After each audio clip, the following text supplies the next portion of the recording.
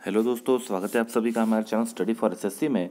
Guys, SSC ने अपने website पे एक नया नोटिफिकेशन दिया है और काफ़ी खुशी हुई मुझे ये नोटिफिकेशन देखते हुए कि टीसीएस अपना काम काफ़ी जल्दी में कर रहा है और काफ़ी अच्छे से कर रहा है। उसने एग्ज़ाम अपने कंडक्ट करवाए सिर्फ 11 शिफ्ट के अंदर और आज 16 तारीख है। इसके पहले आपने ऑब्जर्व किया होगा तो एग्ज़ाम की डिटेल जो सीफी था तो वो एग्ज़ाम की डिटेल देने में 15 से 20 दिन या एक महीने तक लगाता था और तब वो बताता कि कितने बच्चों ने अप्लाई किया है, कितने बच्चे अपेयर हुए हैं, कितने शिफ्ट में एग्ज़ाम कंडक्ट हुआ है, सारी डिटेल। लेकिन आज ही 16 तारीख को एसएससी ने अपनी लास्ट शिफ्ट कंडक्ट करी और अभी रात होने तक उसने अपने वेबसाइट पे इससे रिलेटेड नोटिफिकेशन भी दे दिया है। और काफ़ी हैरानी होगी आपको नोटिफिकेशन देख के। देखो, अभी मैं आपको एक एक करके बताता हूँ चीज़ें इसमें। The Staff Selection Commission has successfully conducted the Sub-Inspector in Delhi Police CAPF and ASI in CISF examination 2018 paper 1 from 12/3/2019 to 16/3। ठीक है, 5 दिन में इसमें एग्जाम कंडक्ट करवाया। अब इसमें हुआ क्या, total number of reported vacancy उसके नीचे आते हैं total number of registered candidate. आपको मैंने इसके पहले भी बताया था, एक आरटीआई के माध्यम से रिप्लाई मिला था एसएससी की तरफ से कि लगभग 8 लाख बच्चों ने अप्लाई किया है, तो वो तो है। लेकिन उसके नीचे आप देखोगे कि number of candidates appear in the examination यहाँ पर रिकॉर्ड तोड़ते हुए आपको दिखाई देंगे, क्योंकि सिर्फ और सिर्फ 2,32,514 बच्चे 2,32,514 बच्चे ऐसे हैं जो अपेयर हुए एग्जाम के अंदर। ठीक है, यानी कितना कम परसेंटेज है। देखो नीचे परसेंटेज में बता दिया है, ओवरऑल परसेंटेज ऑफ अटेंडेंस, यानी सिर्फ 28.33% स्टूडेंट ने एग्जाम अटेम्प्ट किया। और इसमें से भी मैं आपको बता रहा हूँ कि सिर्फ 14% ऐसे बच्चे होंगे जो सीरियस बच्चे होंगे। अब इसके पीछे बहुत सारी चीज़ें हो सकती हैं गौर करने जैसी कि अटेंडेंस यहाँ पर कम क्यों रही बच्चों की, और इसी के ऊपर मिलता जुलता इफेक्ट हो सकता है हमको सीजीएल के एग्जाम में देखने के लिए मिले। उसके नीचे बात करेंगे कि number of examination venue 236 venue में हुआ 97 सिटीज़ के अंदर ये कंडक्ट करवाया गया था। ठीक है, tentative dates of declaration of result यहाँ पर बताई गई है 25/5/2019। ठीक है, जनवरी, फरवरी, मार्च, अप्रैल में 25 में 23 को आप देखोगे देश का बड़ा रिजल्ट और 25 को आप देखोगे आपका खुद का बड़ा रिजल्ट। ठीक है, तो दोनों बड़ी तारीखें आपके सामने होंगी। अब यहाँ पर ऑब्जर्व करने वाली बात होगी बच्चों कि इतना परसेंटेज कम क्यों रहा यहाँ पर।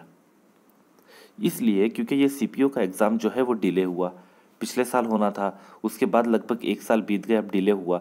सीजीएल का भी एग्ज़ाम डिले होगा तो उसमें भी परसेंटेज काफ़ी कम होने के चांसेस है, क्योंकि बच्चे फ्रस्ट्रेट होकर काफ़ी बच्चों ने छोड़ दिया है, या बच्चे पढ़ाई नहीं कर रहे हैं या अवेयर नहीं है वो एक्चुअली एग्ज़ाम डेट से, उन्होंने छोड़ ही दिया है बिल्कुल। अब आपको क्या करना है, आपको देखना है कि आपके पास बहुत अच्छा मौका है सीजीएल 2018 के लिए। तो उसके लिए आप देख रहे हो कि बच्चे कम अपेयर हो रहे हैं, यानी कॉम्पिटिशन थोड़ा सा कम है। नेक्स्ट ईयर बहुत होगा, क्योंकि इसका फॉर्म वापस से फिलअप होना शुरू नहीं हुए थे इस साल, इसलिए वही बच्चे जो पिछले साल फॉर्म जिन्होंने भरा था उन्हीं को मौका मिल रहा है। उनमें से बहुत बच्चे छोड़ चुके हैं, तो परसेंटेज सीजीएल में भी आपका कम ही रहेगा, डाउन ही रहेगा। तो आपको अगर अभी 2 महीने का टाइम है तो आपको जान लगा कर यहाँ से सीजीएल के लिए मेहनत करो, क्योंकि हो सकता है ये जो मौका आपको एक बार मिल रहा है ये वापस से न मिले। और एक इंपॉर्टेंट चीज़ कि मैंने कहा था कि आज 16 को आपका एग्ज़ाम सीपीओ का ख़त्म हो गया है, तो उसकी कट ऑफ की वीडियो बनाने के लिए हमको आपके स्कोर की ज़रूरत है कि आपने कितने अटेम्प्ट किए। 2 कट ऑफ हम लोग डिस्कस करेंगे। पहला तो आपका जो स्कोर होगा उस स्कोर के हिसाब से देखा जाएगा कि कितना आप लोगों ने अटेम्प्ट किया है, तो किस हिसाब से कट ऑफ हो सकती है। और दूसरा हम लोग बनाएंगे उस वक्त जब आपके आंसर की आ जाएगी। ठीक है, यहाँ से लगभग 1 महीने के अंदर अंदर आपको आपके आंसर की मिलेगी, और आंसर की मिलने के बाद हम लोग एक बार फिर से पोल करवाएंगे कि किसको कितने मार्क्स मिले। उसके बाद हम लोग सेकेंड कट ऑफ देखेंगे, और कट ऑफ के चांसेस उठने के नहीं लग रहे इस बार, क्योंकि कंपटीशन भी कम है, अटेंडेंस लेवल भी कम है, और जो आपका रीजनिंग जहाँ पर हमेशा से बच्चे ज़्यादा स्कोर किया करते थे वो इस बार थोड़ा सा मॉडरेट किस्म की रीजनिंग रही है सीपीओ में। ठीक है, तो रीजनिंग में 50 आउट ऑफ 50 बच्चों स्कोर नहीं कर पाए होंगे, इसलिए थोड़ा सा कट ऑफ में थोड़ा सा फर्क पड़ेगा। मैथ्स की बात करेंगे तो मैथ्स थोड़ी सी कैलकुलेटिव ही रही है, ऐसा नहीं है कि बहुत हार्ड है। अर्थमेटिक पे थोड़ा सा फोकस ज़्यादा रहा है, और मैथ्स थोड़ी सी टाइम कंज्यूमिंग यानी कैलकुलेटिव रही है।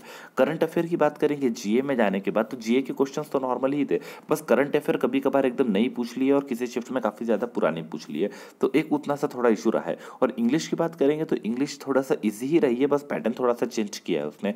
पैसेज जो है आपके हमेशा से छोटे मीडियम हुआ करते थे, बैंकिंग के बड़े हुआ करते थे, लेकिन इसने पैसेज आपके जो है वो 3 से 4 पैराग्राफ में देना स्टार्ट किया है।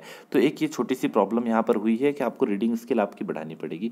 उसके अलावा पेपर ईजी था, और बस एरर वाला क्वेश्चन जो आपको आता था, पहले 1 दिया होता था, उसके बाद एक सेंटेंस, फिर 2, फिर एक सेंटेंस, फिर 3, इस तरह से आपकी सेंटेंस तोड़ के दिया करते थे। बस इस बार एरर डिटेक्शन में ऐसा नहीं हुआ, उसने डायरेक्ट सेंटेंस लिख दिया था पूरा, और उसके बाद नीचे वापस से सेंटेंस को रिपीट किया था और कहा था कि गलत सेंटेंस कौन सा है ये बताओ। चलो डिटेल डिस्कशन हम लोग कट ऑफ के वक्त करेंगे, काफ़ी चीज़ें एनालाइज करेंगे उसमें। तो मैं पोल आपको सुबह तक प्रोवाइड करूंगा, आप उस पर वोटिंग कर देना कि आपने कितने अटेम्प्ट किए हैं। चैनल सब्सक्राइब नहीं किया है तो सब्सक्राइब करके रखिए, बेल आइकन का बटन जरूर दबाएं, उसी से आपको हमारे हर नए वीडियो का नोटिफिकेशन मिलेगा। Thank you, bye bye.